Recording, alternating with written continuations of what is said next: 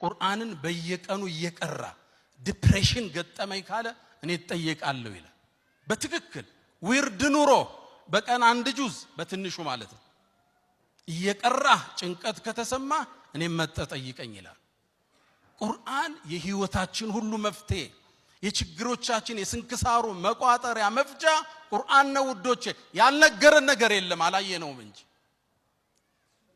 ያልነገረህ ቁርአን የለም ነብዩና መሐመድ አለይሂ ሰላቱ ወሰለም ሰለላሁ ዐላ ረሱሊላህ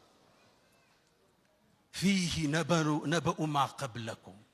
ከናንተ በፊት የነበሩ ሰዎች ታሪክ እሱ ውስጣል وحكم ما بينكم ስትለያዩ ዳኝነቱ እሱ ውስጣል وخبر ما بعدكم ለወደፊት የሚመጣው እሱ ውስጣል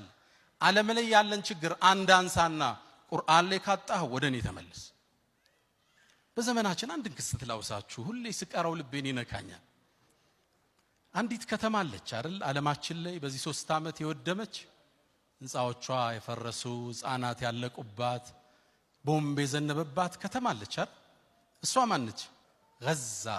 غزة العزة እቺ ከተማ ሙእሚን ሆኖ ሲያስብ ረፍት የለው የተፈጠረው ነገር ልብ ያደማል 55000 ሰው አልፏል አላህ ሸሂድ አድርጎ ይቀበላቸው ከ80,000 በላይ ቦምብ ዘንቦባቸዋል ልብ ይነካል አሁን ይሄን አይተው አላህ እንዴት ይቀይረው ይያልነ ዜናውን ማየት ከብዶናው እናሳልፈዋልና ይሄ ክስተት ቁርአን ላይ ተፈልጉታላችሁ መፍትሄ ግን አገኘውለት ልክ እንደዚሁ ፍልስጤም ላይ ስለወደመችው በጦርነት ከተማ አላህ አወሳ አው ከለዚ መረ على قريه ስለ አንድ ነብይ አወሳ በከተማይቱ ያለፈው ፈርሳያት አው ከለዚ መረ على قريه وهي خاويه على عروشها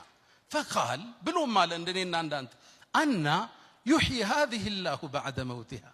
እቺን ከተማ እንዴት ነው ጌታ ህይወት ሊሰጣትም ይችላል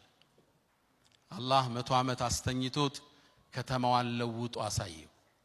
ተለውጣና ያት ዘንድ ተስፋ አረጋለሁ ኢንሻአላህ ችግር ተነስቶ ዙልም ተሰብሮ ፍትህ ነግሶ የሰው ልጅ እኩል ሆነው ሲተነፍሱ እንደምናይ ተስፋ አደርጋለሁ ሁሌ ይሄን አንቀስ ቀራ ትዝ እንድትለኝ አላህ አድርጓል በዱዓ እንርሳቸው